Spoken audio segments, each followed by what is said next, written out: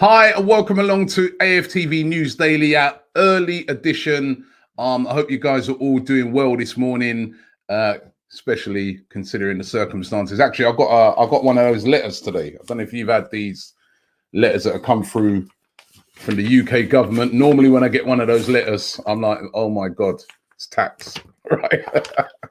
But actually, very important message in this one. Just a write-in to update on the steps that they're taking on the coronavirus, sent by Boris Johnson, obviously before he got really sick. And then there's a lot of guidelines in it, giving you information. It's pretty good. So, make sure if you've got one of these, you're over in the UK, make sure you read it. The thing that's really been getting on my nerves, just before I get into the subjects today, the thing that's really been getting on my nerves, and I don't know if it's been happening to you guys, well, I'm sure it has been, is all these people sending you all these conspiracy theory stuff, all these videos, and a lot of it, I'd say actually the majority of it is fake stuff that they're sending you. And I had to say to a couple of people yesterday that I know, right, that are friends, and look, I hope we're still friends, yeah? But please don't send me any of that stuff. I don't want it. I'm trying to be positive in this whole coronavirus thing. So when I wake up in the morning, I don't want to see a video of, or a recording from a doctor saying how bad things are. Listen, enough respect to every doctor, nurse, everybody in the health profession, everybody on the front line. They're doing their thing. Right? There's nothing we can do to affect it apart from staying at home, right? Staying at home and obeying the rules that have been handed out so that we don't put pressure on those people. That's what we got to do. It doesn't benefit anybody sending them all these conspiracy theory, 5G, this. I don't want to know. I just want to try and be on a positive stance with this thing. That's me. Yeah. I hope you guys are the same. I don't know, maybe you enjoy all that stuff, but I don't, right? So little rant, but trying to be as positive as you possibly can under the circumstances, which is really, really difficult. But listen, hey, another bit of positive news. The footballers, well done to the footballers, all of the Premier League players. They've come together and they've started this initiative. I've got a little bit of the statement here that they issued yesterday.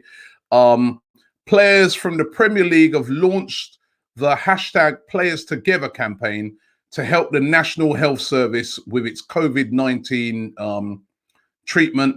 The statement was, this is what the statement reads here. It says, we can confirm that after extensive conversations between a huge number of players from all Premier League clubs, we have created our own collective player initiative called hashtag Players Together.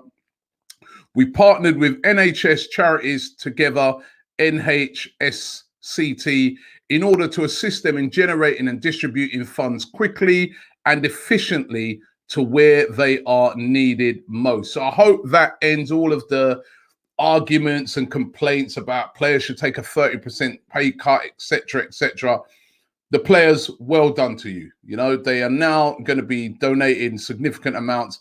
Lots of players yesterday posting it out on their various social media accounts. I saw Aubameyang, Bellerin, Saka, just to name a few of the Arsenal players. They all seem to be involved in it. There's lots of players from other clubs. I saw Troy Deeney, Jordan Henderson, players from every single club.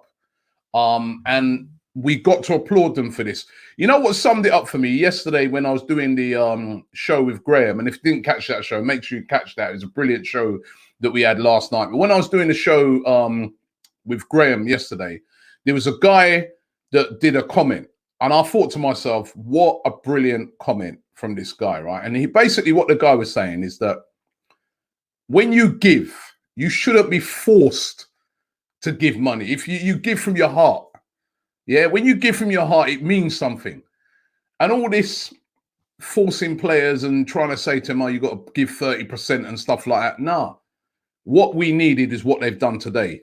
For them to say, we've got an initiative, we're going to give a substantial amount. We don't need to know the amount. right? We know that the charities are really, really happy with it. We know that even the health minister, I think I had a quote from him somewhere here, if I can find it. Yeah, Matt Hancock, the health secretary, who kind of started this controversy when he was asked the question, should players give 30%? And he said yes.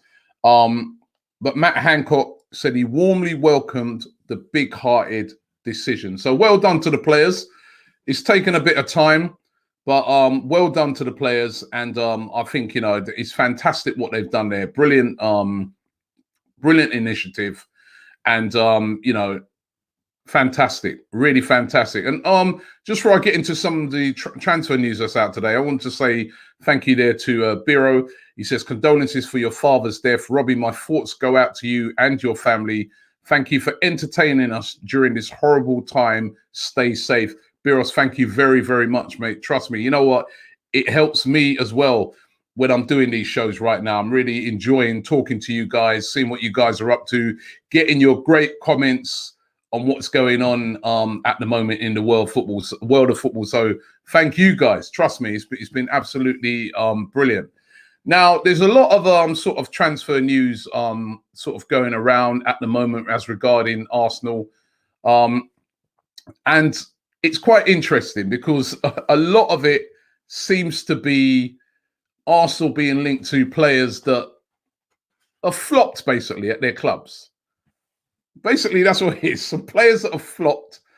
And it kind of sort of gives you a sense of maybe the sort of player that, if we have any transfers, but maybe the sort of player that Arsenal may be going in for whenever it is the transfer window gets going. Now, we're being told today that Arsenal interested in Luka Jovic.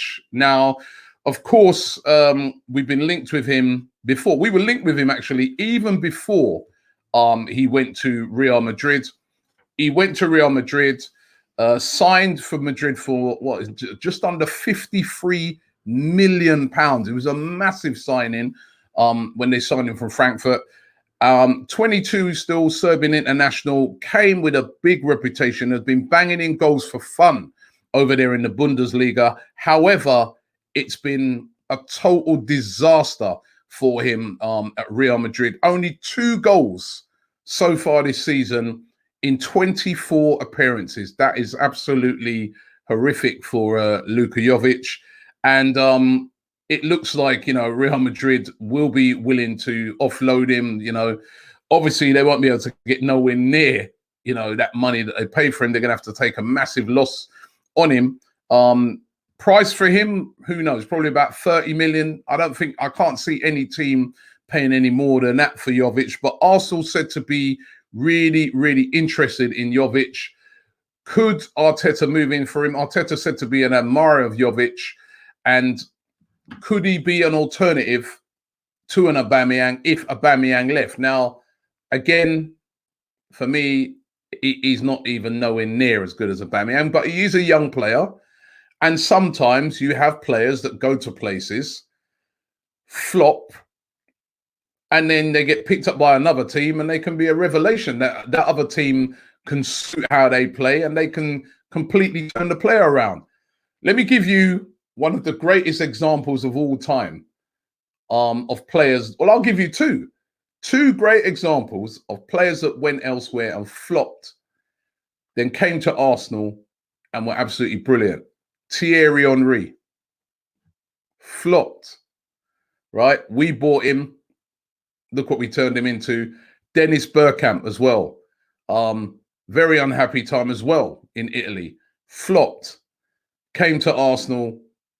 Became an Arsenal great. So you can have a player that can be a total flop somewhere else, and then they can come to your club and they can be absolutely brilliant. There's another flop that Arsenal being linked to today, and that is Serentin Tolisso. He's a midfielder. He plays for Bayern Munich. Yet again, another player that Arsenal were heavily linked to before he actually went to Bayern Munich.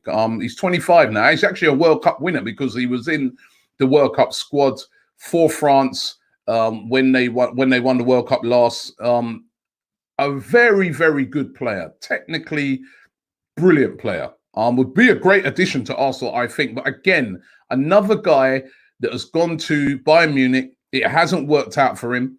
Only 7 starts for Bayern Munich this season. He's had a lot of injuries in the time of being at Bayern Munich. Also seems to have fallen out sometimes with the management there. Listen, it's very frustrating when you're injured and then you're hardly in the team, especially a guy of his ability. Again, he was signed for a lot of money in 2017, 37 million pounds he cost. And it just hasn't worked out.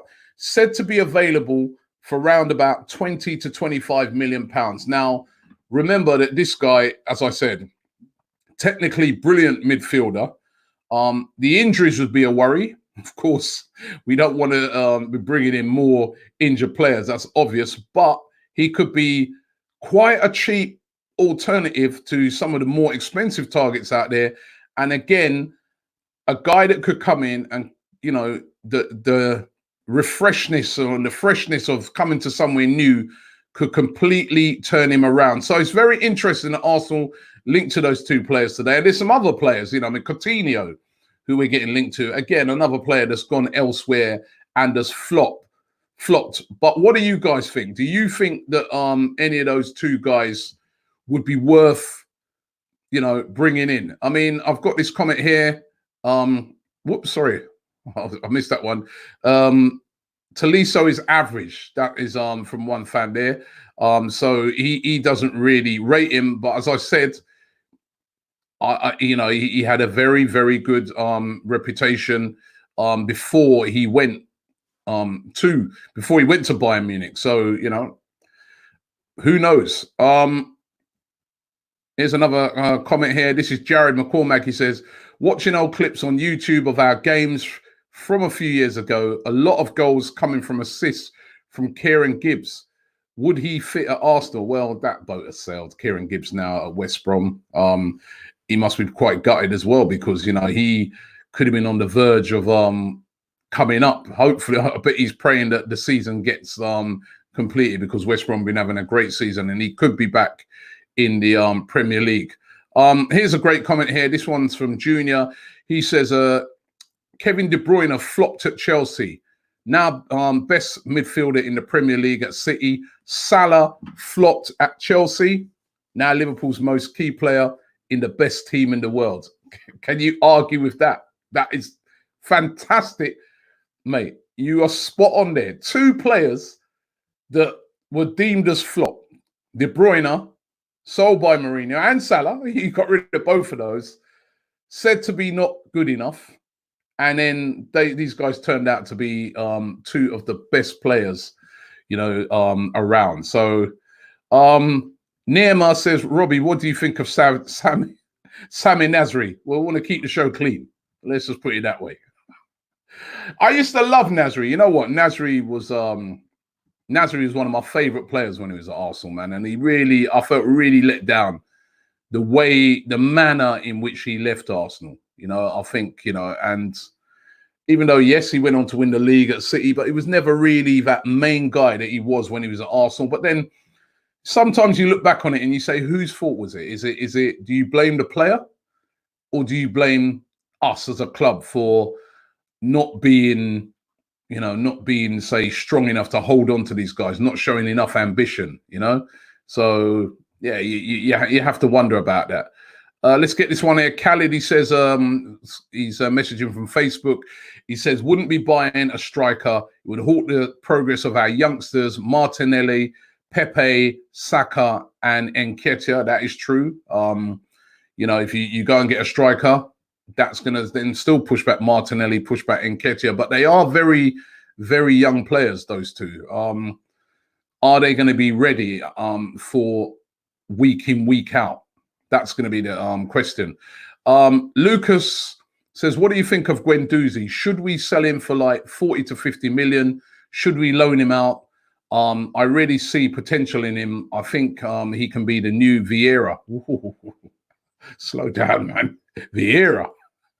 No, he's not. Listen, lots of potential. Brilliant. But the Vieira comparison, no chance. But I don't think we should loan him out. I think we should keep him. I think he's developed well so far. and I think he can become a key player for Arsenal. You know what I mean? And again, going back to last night when I was talking to Graham, when we had Graham on the show, Graham was saying that he feels that Arsenal are going to have to rely a lot on youngsters going forward, and I agree with him. And why would we look to sell this guy? No, we keep hold of him and we don't loan him. I think he's going to be quite an important player for Arsenal next season, or the rest of this season, or whatever. I'm confused now with all what's happening, what season we're in. Mr. Celtic 12 says, Robbie, Edouard is a top class player, better talent than KT. Best striker we've had since Larson. He would be a perfect replacement up top. Of course, Edouard being linked as a potential replacement for Pierre-Emerick Aubameyang should Aubameyang leave. What I've seen of Edouard, I've been impressed, but obviously no disrespect, Mr. Celtic. Please don't take it the wrong way. But the Scottish League is not quite, well, not quite. It's miles off, right? Apart from Celtic Rangers, it's miles off the standard of the Premier League. And so it's hard to know how he'll get on until he might come and be brilliant. He might not. That's the risk you take sometimes when you're signing a player from that league. As Wilf Winfred said, Edouard ain't no Aubameyang, so he's not too keen on that. Stephen says, "Hey Robbie, if you could keep one player in Arsenal to build a squad, who would it be?" I'm not saying the squad we have now is bad, but I just wonder if you had to keep one player, who would it be? Funny enough, that one player I would keep would be Aubameyang, because I just feel that I think he's world class. He's a goal scorer. If you look at his record, that at every single club he's been to in his career, he's consistently scored lots and lots and lots of goals. So for me, I'd keep him and build a team around him. That would be for me. Jared says Holding should go out on loan to give him a chance. That's a possibility, of course. Been very unfortunate with injuries with Rob Holding. So you know what? I'd love to see a partnership of Rob Holding and Saliba. I think if those two come good, I mean, they just look like two commanding centre halves to me. So, but you know, Rob Holding's still sort of recovering from those injuries. The Blind Gooner says, would you take Griezmann at Arsenal? Is that a question?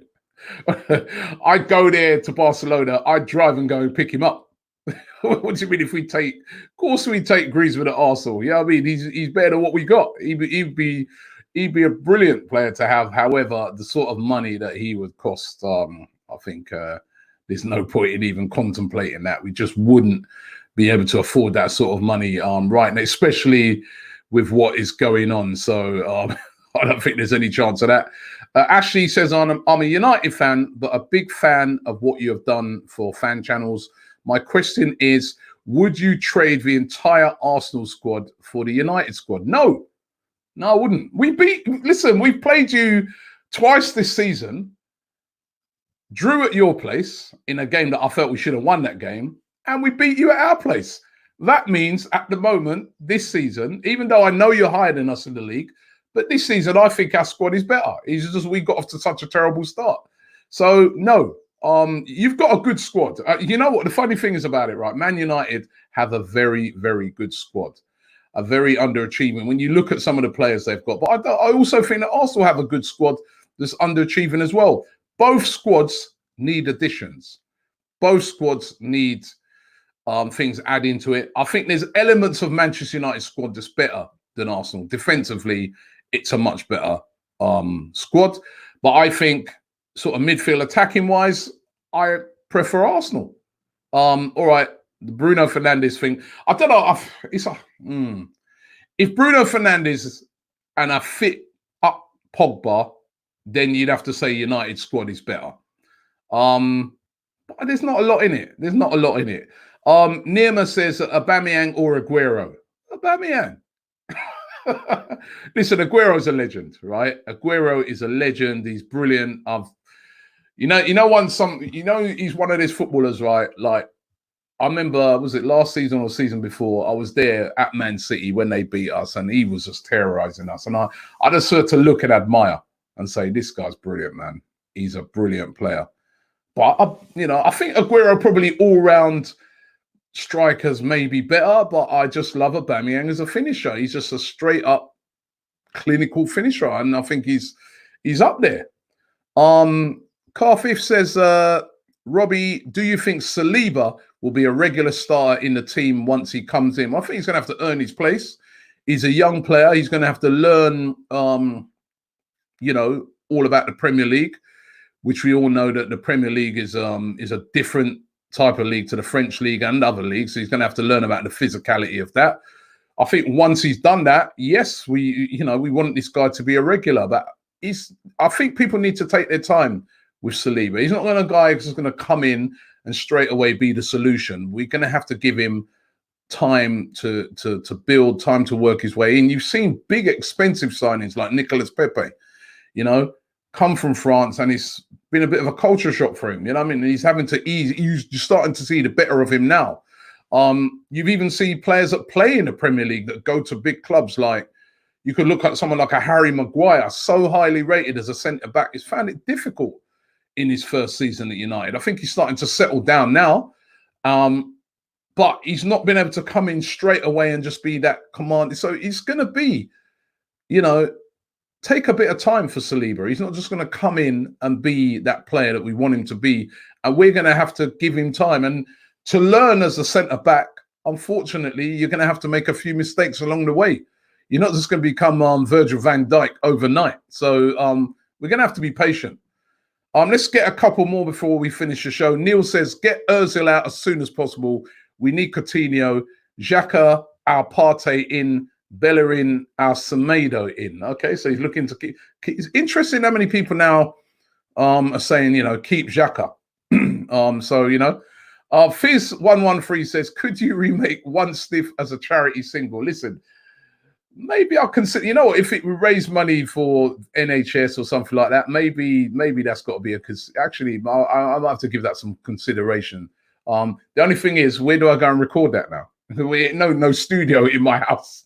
I ain't got the facilities to record that now. So I don't know, maybe when we get out and about again, maybe something to think about, anything we can do to help those guys in the NHS who've been, they're the real stars right now. They're the heroes.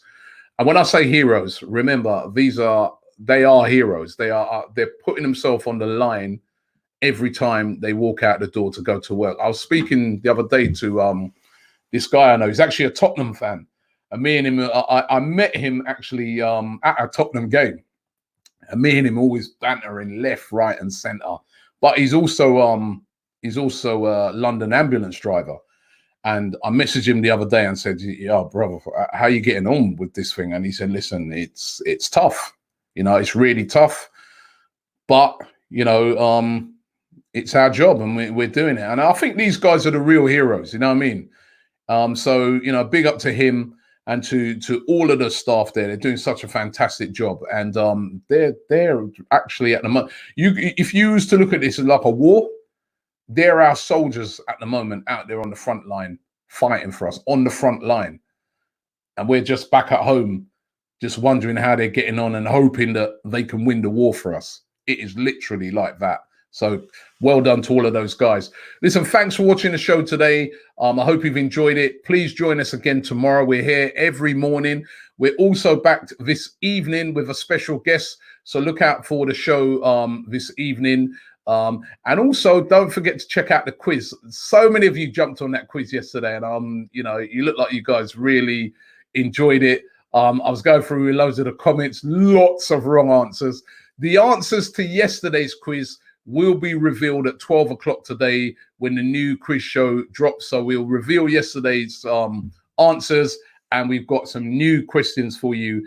And remember, don't cheat. And remember also, we're going to beat this. We're going to get through this coronavirus. Believe me on that. Thanks for watching the show, and I'll be back later on.